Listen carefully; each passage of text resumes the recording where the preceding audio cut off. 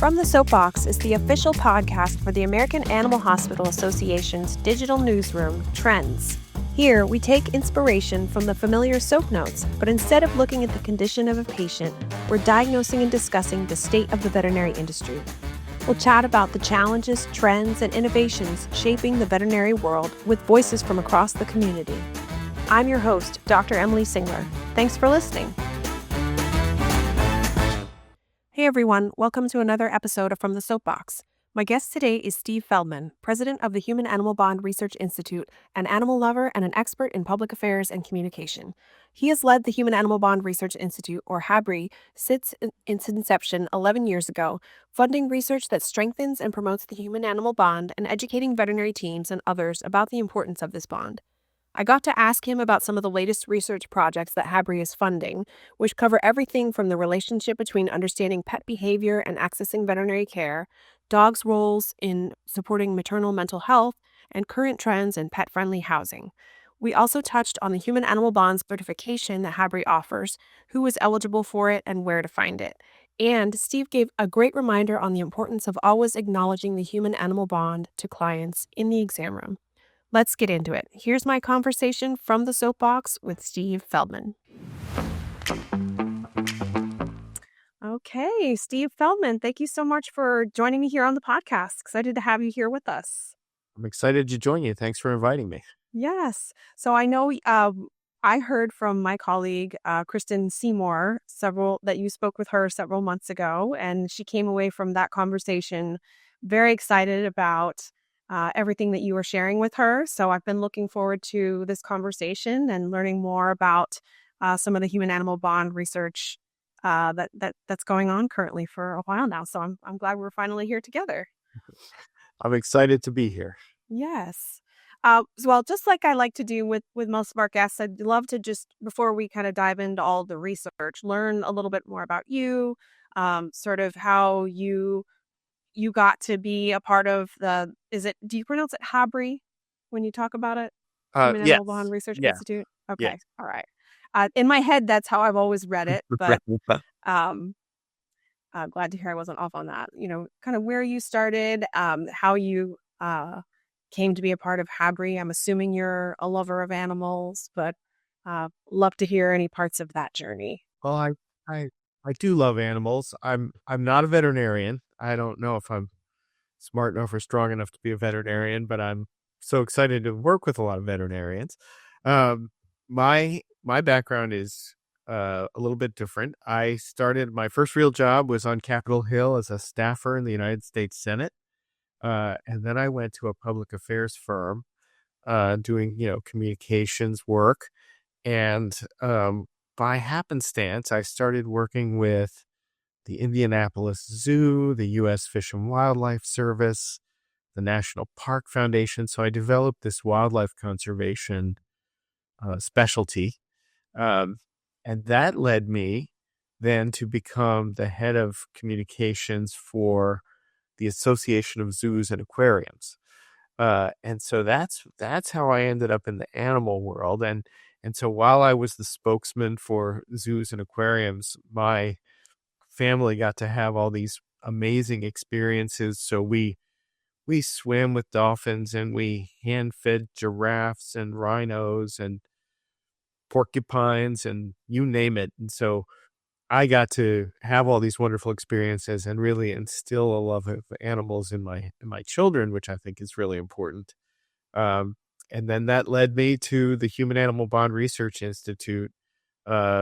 11 years ago, they hired me as the first employee. And I've had the chance to build and grow a research organization that looks at the connection between pets and people. That sounds like such a dream to have been a part of all those zoo animal experiences and all those behind the scenes encounters. I mean, that sounds like every animal lover's dream. Oh yeah, it made me a cool dad too. Yeah, I bet. And just even to like when you were first talking about just being in charge of communication, just even getting to tell the stories, I bet was an amazing experience. Oh yeah. Well, there's so many people are just so interested in different aspects of of wildlife and animals, and to be able to tell that conservation message, I think was super important. And then so you've been with the Human Animal Bond Research Institute from the very beginning. Can you give us, for those who don't know, just a little background on the institute and sort of what the organization's main goals are? Sure. So Human Animal Bond Research Institute, HABRI for short, we're a not-for-profit organization. We were founded by the American Pet Products Association, Petco, and Zoetis, but now there are more than 50 companies and organizations all throughout the pet space that make contributions. And the reason they do that is because the human animal bond is so important in veterinary medicine, in pet care. And what we do is we use those donations to fund research to document the mental, physical, and social health benefits of having companion animals in our lives. Love that. Love that. And then you also provide I know I'm going to ask you more about this, a certification for veterinarians and other groups and individuals, a human animal bond certification as well, correct? So when it comes to educating the veterinary community about this research, there's a really special reason why we do that. And that is that when veterinarians and the veterinary teams acknowledge the human animal bond, good things happen. Now, most people, they feel that bond, but when there's acknowledgement by the veterinary team, when there's acknowledgement that there's science behind it, all kinds of good things happen. You can actually increase veterinary spending and veterinary compliance just by being a bond-centered practice. As a matter of fact, AHA has actually done work to show that bond-centered practices can be more profitable and better for animals, and of course, better for people. So uh, that's our goal behind our human animal bond certification. We did this in partnership with NAVC through their Vetfolio platform, and it's a meaningful CE training to help people understand the science and then to deploy that in the exam room so that all these wonderful things can happen. I love that. I love that acknowledgement of the bond uh, in the exam room. I think it's such an important point for us to remember, particularly when we're, thinking about conveying the value of a procedure or a diagnostic or a treatment, and thinking about listening to what the client has to say to remember to also acknowledge that bond, because we all recognize that it's there and we talk a lot about how important it is, but to have us sort of explicitly and intentionally recognize that bond in front of the client, I think you're right, is so important. Now, I think some veterinarians worry that, if I start that kind of conversation, it might take too much time, Yeah. or, so many vets are often pressed for time in these appointments, but I think it can be very simple. It can be something as simple as, I see how much Luna means to you as an important member of your family, so let's make sure we figure out what's going on. Yeah. It didn't take but 5 seconds to say that, but it sets up the framing of the whole conversation. Right. Right. Very, very important. And I think that can be very touching for a client to feel seen in that moment when they're potentially very vulnerable. Um, so thank you for sharing that. I really appreciate that.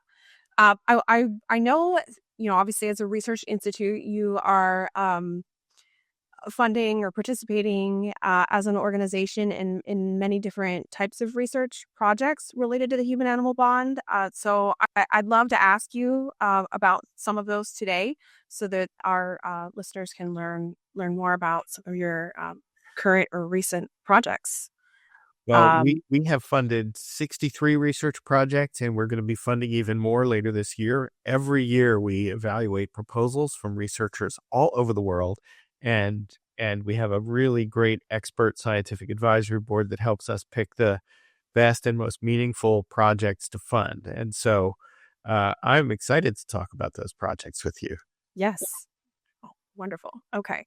Well, the first one I wanted to um, ask you about, I think, will be I think they'll all be of interest to our audience, but this one specifically touches on access to veterinary care as part of it, as in terms of my understanding. But it's looking at the relationships between the human-animal bond and access to veterinary care, as I understand it, and how technology can help support the human animal bond.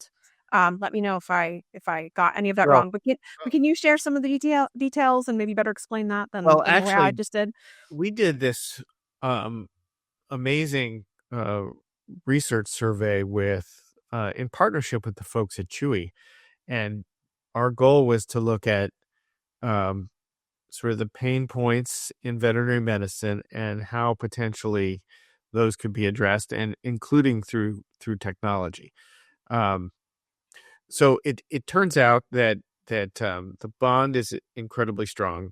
Pet owners tell us that they are highly committed to their pets. Most of them say they would spend whatever it takes if their pet needed extensive veterinary care, but that commitment doesn't always match up with their ability to pay for that care. So Right. there's sometimes tension. And we actually thought that the survey was going to focus a lot on the cost of care. But it turns out there were a lot of other factors um, that folks were worried about. One of them was just understanding their pet's behavior, and in particular, when their pet's behavior was related to a medical need. When do I need to go to see the veterinarian? Is this normal? People really had a lot of questions about understanding what was going on with their pets. And it turns out technology, including, health monitoring and even now the ability to analyze video, there's all kinds of new technologies that are emerging that are really going to help pet owners understand that. But it wouldn't surprise you to know that the veterinarian is at the center of this conversation, that people really still uh, want to hear about all of this from their vet. And so I think one of the things I'm excited about is that technology will increasingly be able to inform the veterinarian and the vet visit, and that's kind of what people are looking for: is how do I take all this technology, create a better understanding of my pet, and then kind of funnel that into my veterinarian so that I can get the care that I need. Very interesting. And so was it particular types of technology that you were looking at, or just kind of like technology in general? I mean, was it like certain apps or like telehealth, telemedicine platforms or They're clearly interested in telemedicine. They're clearly Mhm. interested in wearable technologies that allow them to understand what's going on with their pet's health. Um, uh, yes, of course, they're also interested in any kind of technology that can help them access and afford care. One of the things that we found interesting was simply about communication. So most people communicate with their vet in two ways: uh, in person and on the telephone. And that, you know, how we've been communicating with our veterinarians for years. But it turns out that veterinarians who offer a third or a fourth way of communicating, whether it's through telehealth, through an app, um, through chat, veterinarians who offered a third way of communicating beyond in person and telephone actually had higher patient satisfaction, higher client satisfaction. So I think that's one of the big takeaways from the research: is find a third way, find an additional way to communicate beyond the traditional ways to communicate with your clients, and they'll be happier and more satisfied. And I don't think it would also surprise you that younger pet owners, the pet owners of the future, are the ones who really want to communicate this way. yeah, yeah. They maybe don't want to talk on the phone at all. Rather text or do something else. That's I, right. I'm I'm curious, you'd mentioned the idea that clients, pet parents, um, feel like they want more guidance in terms of how to interpret their dogs or their pets' behavior. I said dog because I was thinking of a particular instance that I feel like a lot of us see in veterinary practice a lot, where a client will come in and say, um, with a limping dog and say, well, they're not crying, so they're not in pain, which is often we see that as sort of a clear sort of misread of what's happening, where the pet's limping, and we look at that and say there, the vast majority of the time there's some pain that's associated with that, but pet parents don't always see it that way. I'm wondering, was any of the technology that was discussed or evaluated sort of related to, was it all like communication back to the veterinary team, or were there other types of technology that helped pet parents sort of, I don't know what the right word is, like We troubleshoot didn't or sort of, well, we didn't get into evaluating some of those very specific technologies. gotcha, We mostly were about identifying the need for them. gotcha. So Okay. clearly, you're talking about an important specific instance, where yes, clearly there's a need to go to the veterinarian, and the sooner we get those animals in to see them, the better.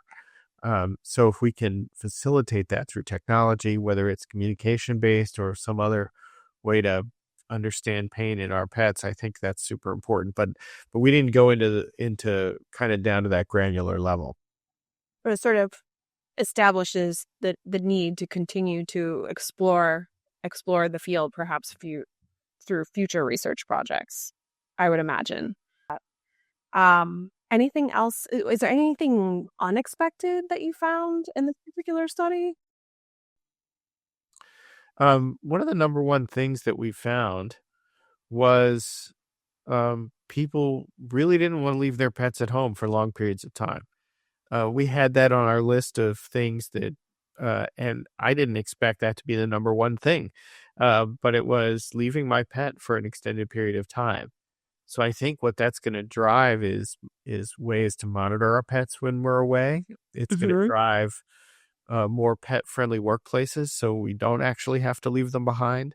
So that was an unexpected finding.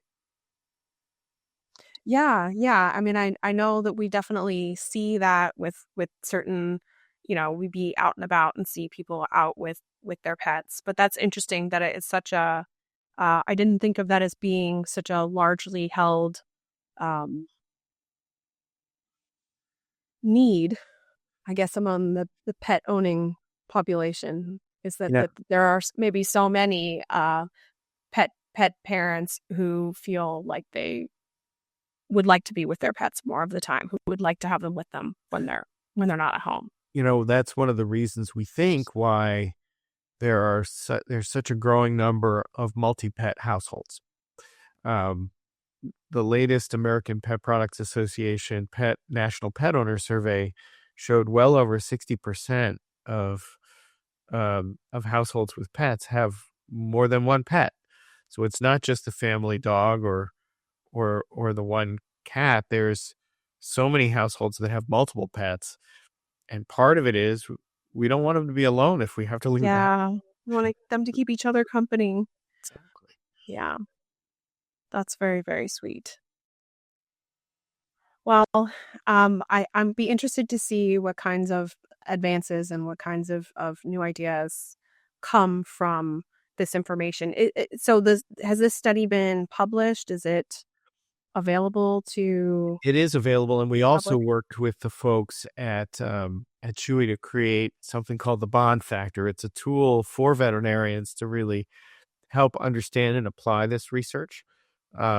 So, because we want to take what we learn and make it useful for the veterinary community, and so we actually created a guide, uh, a practical guide resulting from it for veterinarians to be able to use.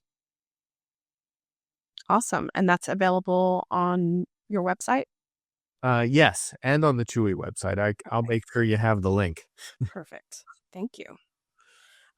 And then there are a couple of other studies that I wanted to ask you about.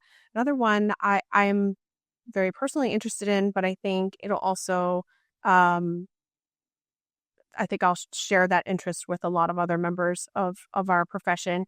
And that is, I think, one that you're maybe just starting to work on now on the effects of contact with dogs on um, perinatal mental health for first time moms.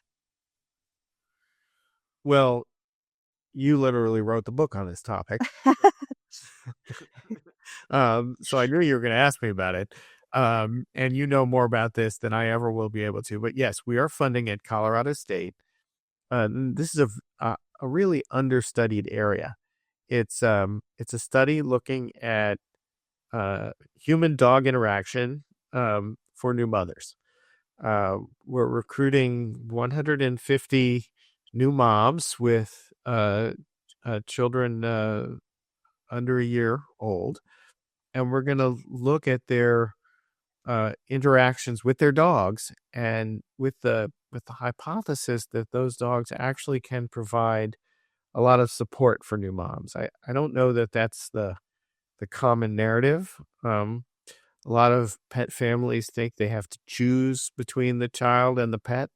But it turns out, and you may know something about this just from your own experience, that dogs can actually provide a lot of support for new mothers. But we really want to document this with science because it's such an important time in people's lives, and we need to provide more support in every way we can. Yes, I 100% agree with that statement. That new moms, new parents in general need as much support as they can get, and I'm fully convinced of the benefits of that animals, pets can provide to humans, particularly in moments where they're facing their own physical or mental health struggles. So I'm excited to see what comes from this, um, to see Well, what takeaways are learned from it. well, what I'm hoping is that families will understand that if they with this research behind them, that yes, it's a time of great change when maybe you're introducing a new baby into a family where the dog's been there a while, or maybe you're introducing a dog into a family with at that time. Either way, we want to make sure that this results in tools to maximize the benefit of that relationship, both for the mom and for the dog, because we don't want anyone to relinquish their pets during a stressful time. We want to make sure that it's actually a beneficial relationship. You're right that that's such an important question to address because there can be stress for the pet as well. Um, Whether, like you said, it's a new pet coming to the family or it's a change in their sort of um, level of interaction and maybe from some perspectives sort of their standing or their place in the family as the baby when a human child when a two-legged baby is introduced into the family and I would imagine that there's definitely some increased relinquishment. And I know we're just talking about dogs with this study, but then, you go on to the whole question of cats and how much misinformation and fear there can be around having a cat in the home during pregnancy and with young babies. And I've seen at least one Instagram account that does a really good job. The whole purpose of the account is to sort of share information and inspiration about raising a baby and having a cat in the house at the same time. And it's with a very positive message, which obviously says you do not need to give up your cat just because you're having a baby. Um, so I'm glad to hear that that is also an area of focus with this particular study with dogs, just looking at that relationship and from the viewpoint of wanting to maximize or optimize the outcome for the dog as well Absolutely. in the relationship. There's actually separate published research to show that um, prenatal exposure and early childhood exposure to pets can actually reduce allergies and asthma later in life. So, Right. so we want children to be safely exposed to pets because it can actually boost their immune systems. Um, it's really important for these pets to be extremely well trained, to have regular veterinary care. We actually did a panel on this topic um, just recently at VMX, partnering with the folks at IDEX. We brought in a really smart trainer. It was really focused on making sure that veterinarians um, ha- have some knowledge about training, including maybe good uh, um, training resources in their communities. You don't necessarily need to be a veterinary behaviorist to have some good information that you can share with clients about this. And especially when families are changing like this, we need to make sure that our pet parents have those resources. Yes, so important because it's such a huge transition for, I mean, for pretty much everyone, every member of the family, um, including the pet. So, um, again, very excited to see what comes from that, and following along to see when that when those study results come out. Um, Another area of focus that I wanted to ask you about is HABRI's work on pet friendly housing. Um, I understand that there are um, sort of many different, or that you're looking for proposals now. I, I, I think is maybe what I was told, that you're looking for Yes. proposals now on different studies that relate to pet friendly housing. Can you share anything about that? Sure. So when you think about what are the barriers to pet ownership, what are the causes of relinquishment, housing is right up there. And with so many young people and young families in rental housing, we want to make sure that they can have pets. We did a study with the Michelson Found Animals Foundation, which showed that rental restrictions on pets are suppressing the number of homes that pets could come home to by about 8 million. In other words, if we were able to loosen up all these restrictions, reasonably so, on breed and size and the other kinds of things that keep people from getting a pet, we can make a lot more new homes for pets. And this is so important for the human animal bond. So, uh, with that information in mind, we've asked the research community for specific proposals on studying the mental, physical, social, and economic benefits of having pets in housing so that we can better tackle this issue. And how long is that period open for researchers to submit their proposals? Well, they just submitted them, and we're in the Okay. process of evaluating those now. Okay. We will accept proposals. We put a new request for proposal out every October, Okay. uh, so it's not too late. But we're going to evaluate the first crop of these proposals, and by the end of the summer, we're going to have some new research announcements. So, but in the meantime, we're still working on this. There are states and localities all over the country that are taking a look at this issue. Um, the city of Denver, for example, is actually helping low income residents with their rental pet fees um, as a way of keeping pets in homes. So there's all kinds of wonderful experiments going on out there to try and keep pets in homes, and we want to study those and make sure that we're um, proliferating these pet inclusive policies all over the country.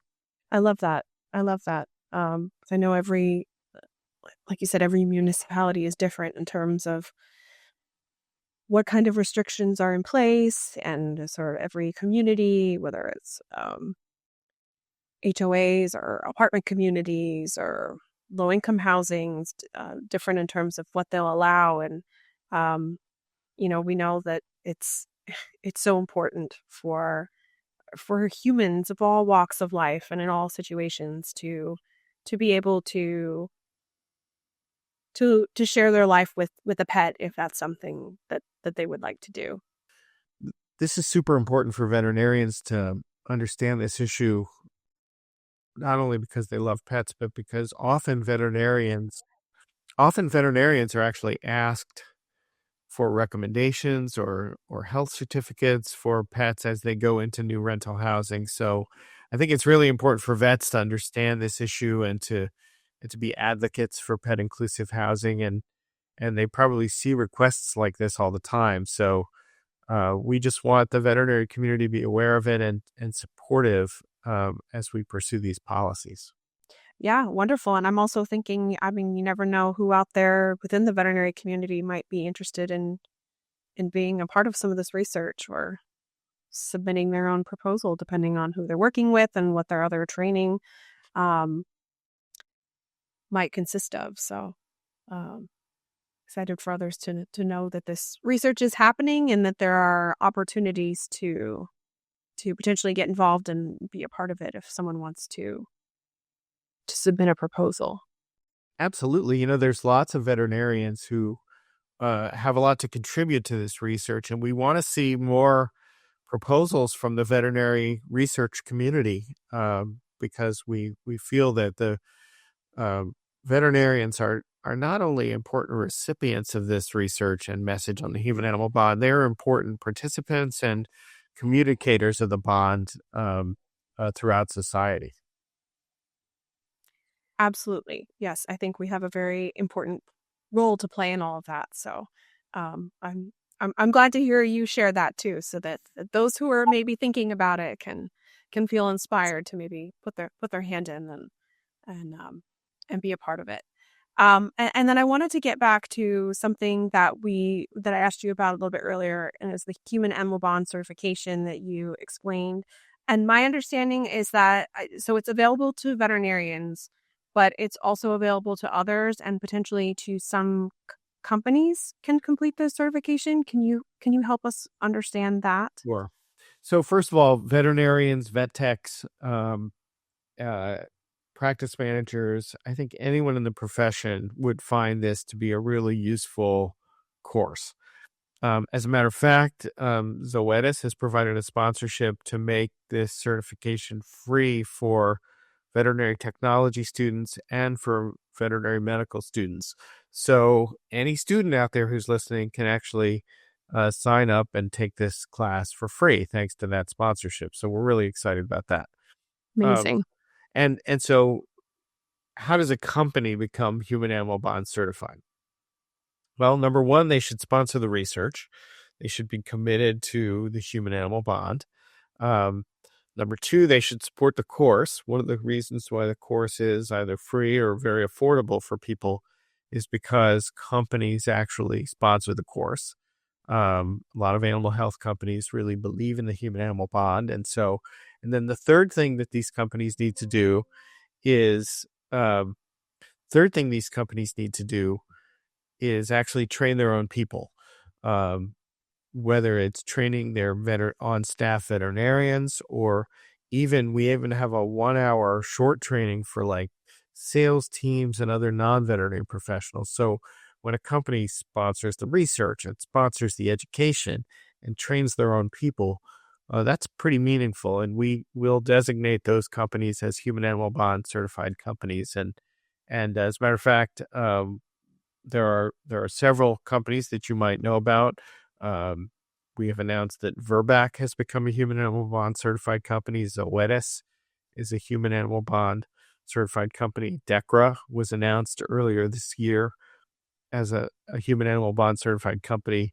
And even nationwide, the pet insurance has become human animal bond certified. So it's catching on. We want people to take the course, but companies that support it, I think, also deserve recognition. Yeah, I'm glad you gave those examples because I was going to ask. So it sounds like animal health companies, potentially pet insurance companies, any company that is potentially working in the animal health sector, potentially.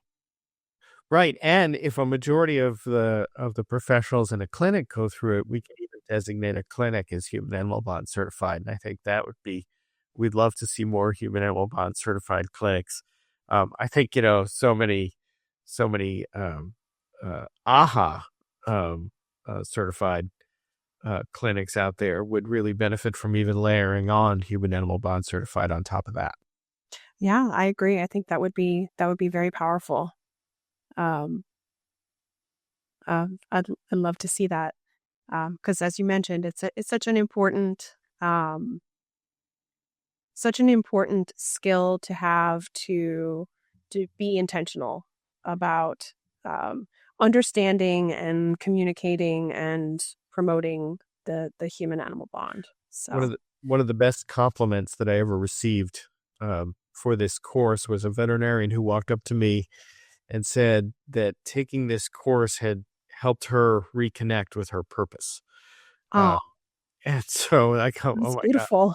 yeah. And so when you think about burnout or just making sure the veterinary teams are feeling supported, even though it's really talking about the science and how to communicate that, I think it reminds people of why they got into the profession and connects them back to that reason. Yeah, it's funny that you say that and use that word. I just recorded another podcast episode yesterday. It'll probably come out right before this one with Dr. Mark Thompson, a solo practitioner veterinarian who's been out almost 30 years. And he talked a lot about purpose and how important it is for a veterinary practice for all members of the team to understand and have a shared vision of what the purpose is for the practice and for themselves as a part of it, and how everything they do needs to sort of connect back to that purpose.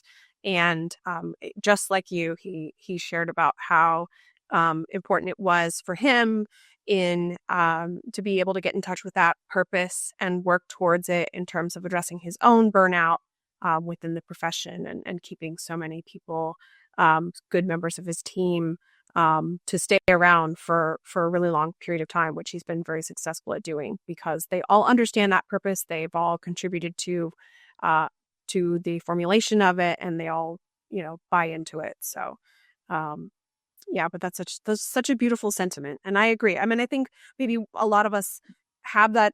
Um, maybe we don't think about it and have words for it until maybe we hear it. But I think we all do share that because we say we love animals. Obviously, that's a human animal bond right there. So it's we want to be able to bond with the animal. We want to be able to share with the animal. We want to support the animal, and then we want them.